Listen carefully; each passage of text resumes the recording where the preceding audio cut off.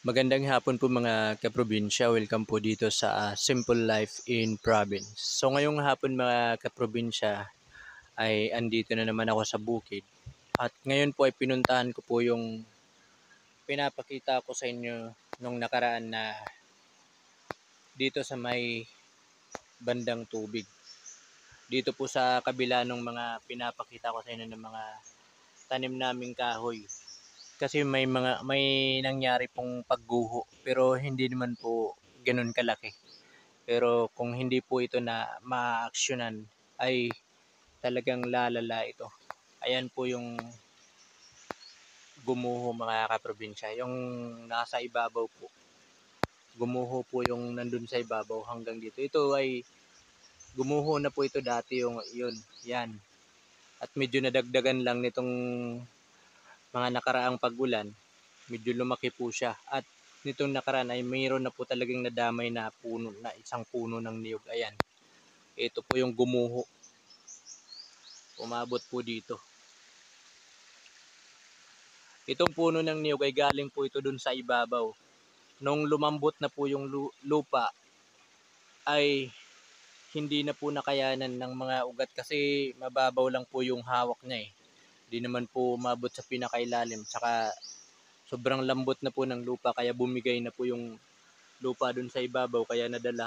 Pati yung niyog ay napunta po dito at ayan naputol po siya. Ito po yung ano niya. Iwan ko kung paano ito na paano yung pagbagsak niya dito kasi naputol po tapos yung dulo na andito na sa ibabaw. Tapos yung kalahati ay napapunta dun yung direksyon niya. So ayan kung mapapansin po natin wala po talaga siyang mga kahoy dito banda. Itong portion na ito. At medyo matarik po ito kaya prone po ito ng pagguho. Yung mga ganitong na medyo matarik po siya. Kaya ito po yung kailangan po talaga naming matamna ng kahoy agad habang hindi pa po lumalala masyado yung kung mapapansin po natin ay meron pong tubig. Ayan po, nanggagaling po yan doon sa ibabaw. Siguro po yung portion na yan ay may po yan, may butas po ng tubig na daanan sa ilalim. Actually, di ko po sure kung ano lang po ba yan ng lupa, yung basa na nanggagaling dun sa ibabaw at hindi pa masyadong tuyo kaya nagkakaroon po siya ng tubig o ano po ba talaga yan o baka po buhay po talaga yan na tubig o na lang nung umulan kaya lumabas. Pero sa tingin ko po lang po yan ng lupa, yung basa ng lupa na nanggagaling po dun sa pinakaibabaw. Kasi ilang araw pa lang naman po nung nakalipas simula nung nakaraang umulan. Kaya siguro yun yung basa sa ilalim ay ayan po. Yun po yung lumalabas diyan. Kaya kailangan na po talaga itong matamnan ng kahoy. Itong iba naman po na may mga kahoy pa, wala po. Hindi po siya wala po talagang gumuho.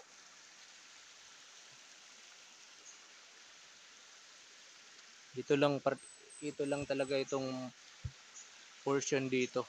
Kasi medyo mataas po siya, medyo matarik po siya. Saka malambot po yung lupa dito.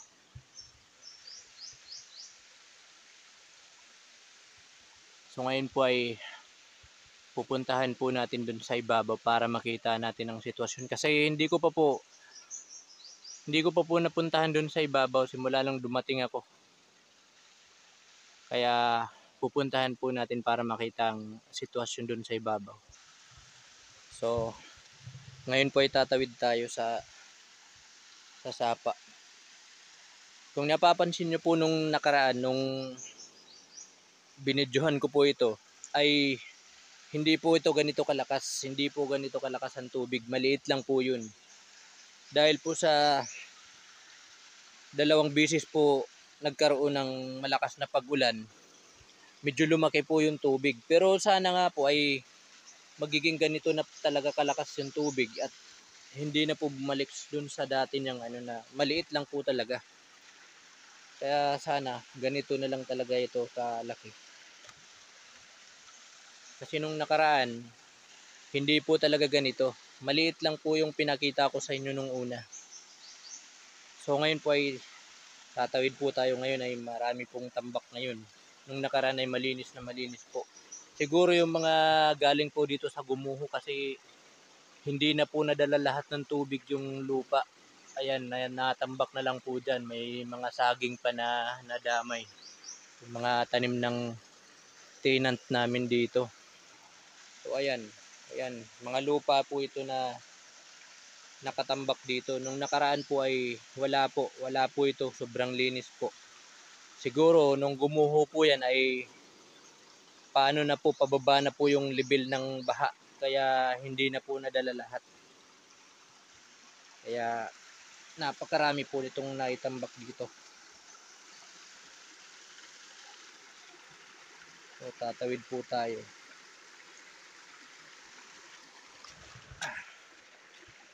Ayan. Ayan po. So medyo malakas na po yung tubig kumpara nung nakaraan, nung pinakita ko po sa inyo. Hindi po ganyan kalakas yung tubig. Sana nga mananatili na itong ganito at hindi na po bumalik sa dati niyang lakas. So didiretso po tayo dun sa ibabaw mga kaprobinsya. Kahit itong dito ay talagang inano po siya ng tubig. Ayan po, may mga lupa pang nakatambak dito galing din po sa ibabaw. Talaga pong ano po talaga siya. Lumambot po talaga yung lupa. So ito po yung mga delikadong sitwasyon, yung oras ng pagguho kapag nagkataon pong gabi. Yun po ang pinakadelikado kasi kung may mga bahay talaga na malapit sa pinagguhuan ay talagang delikado po talaga para sa mga tao. Lalo na yung oras po ng pagtulog yung nangyaring pagguho. Ayan po. Ito ay maliliit lang po itong creek na ito pero sa lakas po ng ng tubig ay medyo nalinisan po siya at medyo lumaki po siya.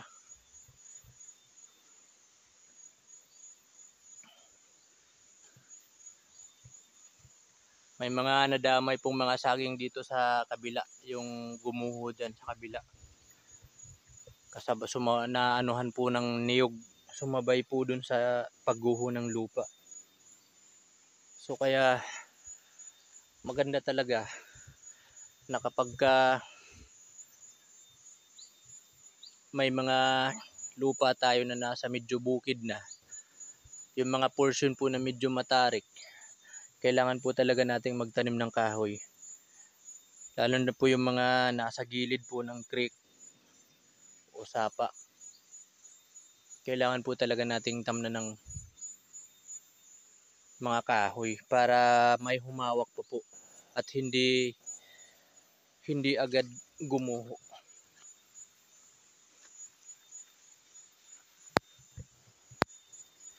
So didiretso po tayo dun sa ibabaw mga kaprobinsya.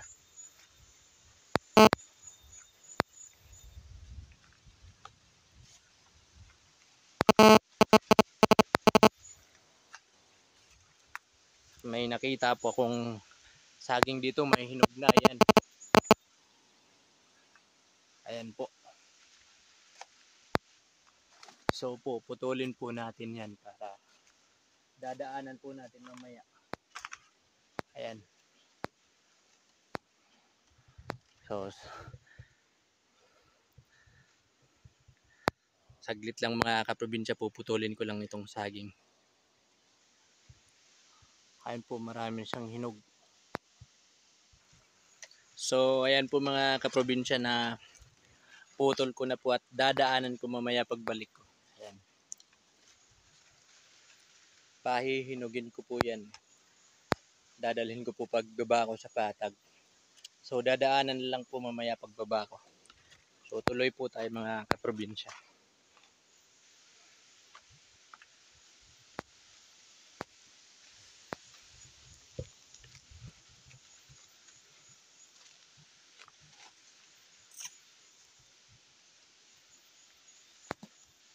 Ayan po yung mga malakas po talaga yung tubig mga kaprobinsya, kasi kung napapansin po natin yung mga ito, yung mga nalinis po na ito at ito mga dinadalang lupa dito sa gilid, umapaw po yung tubig dito sa mismong creek. Kung napapansin po natin yung mga damo na tumumba at umabot po dito sa pinakagilid na ng creek yung lupa. So ibig sabihin, yung tubig po ay talagang umapaw dito sa gilid. So ayan po. Hanggang dun. Malakas po talaga yung ng tubig mga kaprobinsya. Makikita po talaga. So diretso po tayo mga kaprobinsya. May kunting tubig pa nga na lumalabas sa lupa. Ayan po mga kaprobinsya. Ayan, may mga saging din na nadamay.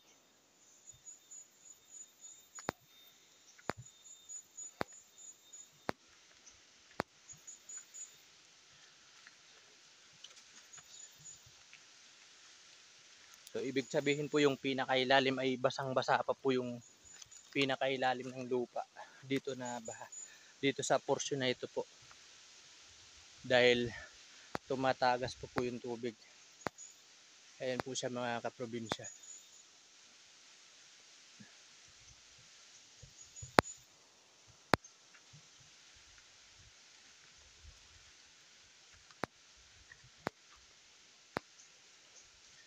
Kapag kaganito daw po ay daanan po ng tubig ang ilalim pagka ganito po daw. Yung niyog na dala po ng dun sa ibaba ay dito po yata banda. Nandyan. Diyan sa bahaging yan. Nanggagaling yung puno ng niyog na ando na po sa ibaba. Nandun na po sa mismong creek. So siguro malakas po talaga yung pagguho. Kasi malaki-laki din po talaga. Parang nagiging letter C po siya. Paikot siya dun sa kabila. Hanggang dito. Ayan po. Nakakapagtaka bakit ito yung ng pagguho niya. Bakit dapat yung nasa gitna ay yun ang unang Pero ito po ay parang nagiging letter C po siya eh. Nagiging pagganon po siya. Hanggang dun.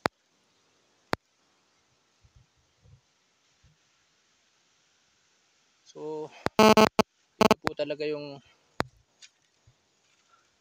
napakadelikado po talaga ng ganitong kapag walang kahoy. Yung mga niyog, hindi naman po yan makakahawak ng todo sa lupa kasi mga maliliit lang po yung ugat ng niyog. Ayan po. Ayan po yung gumuho.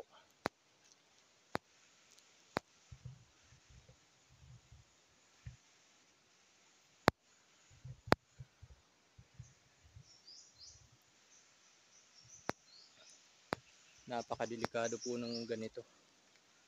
Ito po talaga yung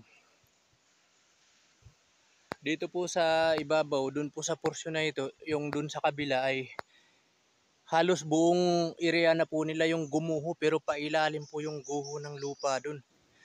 kayong mga niyog ay nasa ilalim na po. Pero ito, parang ano lang po siya, para po siyang ginawang kanal na nagiging bukid literacy mula dun sa kabila, mula po dun. Umikot siya papunta dito. Ayan, hanggang dun sa maliit na creek.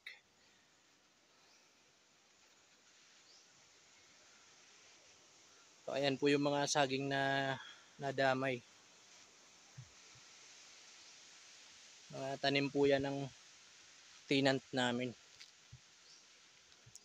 So yun po talagang ano, kapag sobra yung ano ng ulan at lumalambot po yung lupa.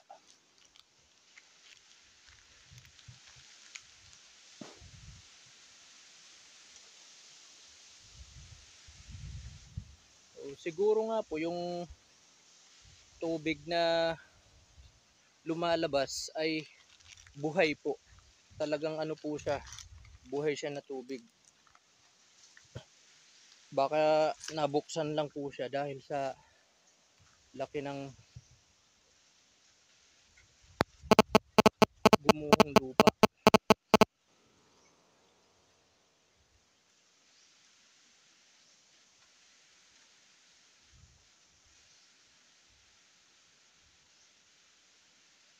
Ito po talaga yung napakadelikado kapag wala na pong mga kahoy na nakahawak sa lupa.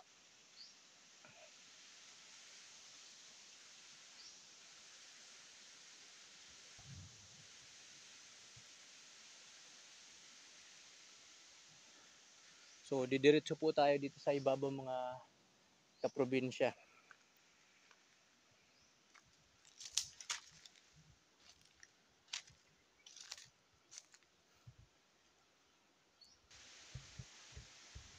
So ngayon po mga kaprobinsya ay nandito po ako sa kabila. Dito po sa pinapakita ko sa inyo nung nakaraan, yung niyog na lagi kong kinukunan ng buko. Ako po ay kakain ng buko kaya kukuha po ako. Lumahangin po talaga dito sa ibabaw. Marami pong mga saging na may hinog na. Hindi po nasikaso nung tenant namin dahil naging busy po siya.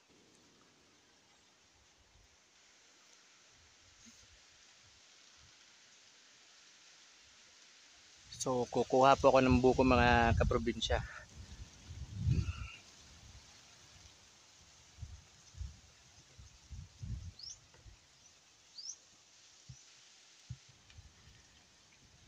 So ngayon po mga kaprobinsya ay nakakuha na po tayo ng buko mga kaprobinsya. At ito na po yun.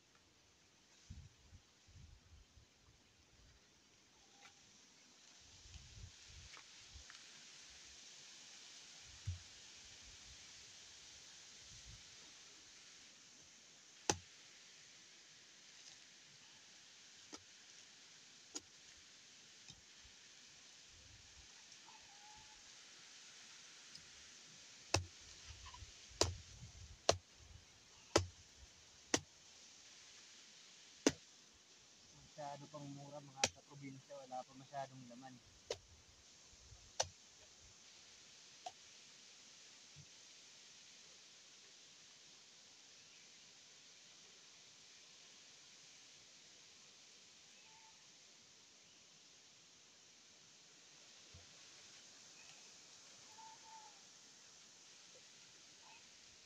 So wala pa po siya masyadong laman mga kaprobinsya. Yan.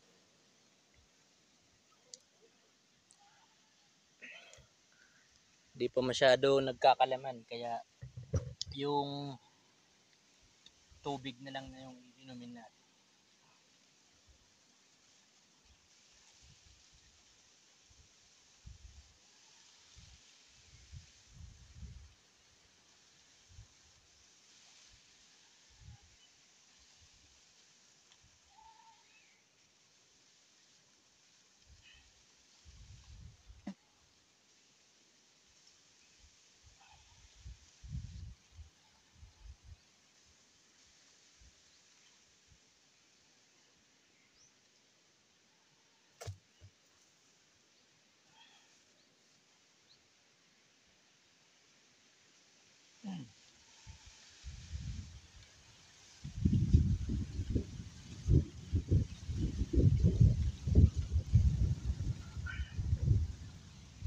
tutuloy po tayo mga kaprobinsya kasi yung kinuha kong buko ay wala pa po masyadong laman. Di pa nagkakalaman. Kaya di ako makakakain ng buko ngayon.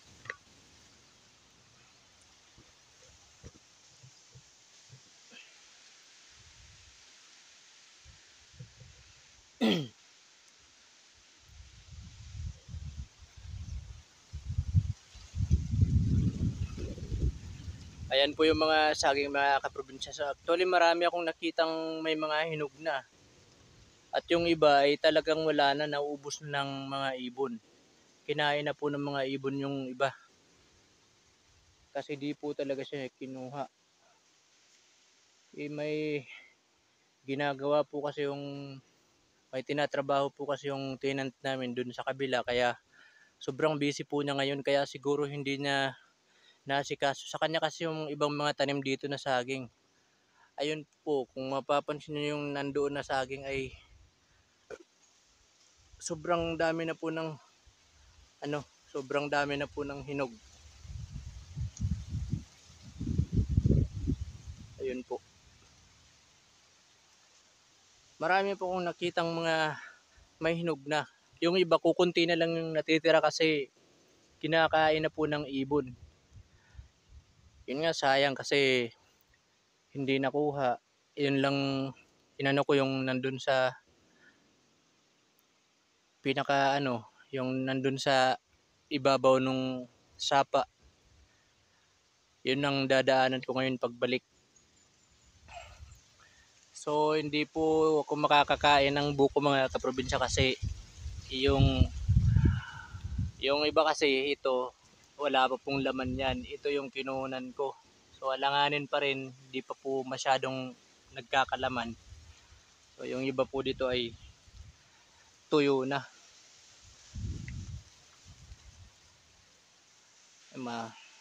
Matanda na po yan.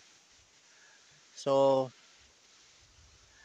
ako po ay babalik na dun sa dun sa bahay. So hanggang dito na lang po muna mga kaprobinsya. At maraming salamat po sa mga walang sawang sumusuporta. At sa mga hindi pa po nakapag-subscribe sa aking YouTube channel, please subscribe sa aking YouTube channel at paki-like and share na rin po. At saka paki-hits na rin po yung notification bell para updated po kayo sa mga next video ko. Maraming salamat po at magandang hapon po sa ating lahat.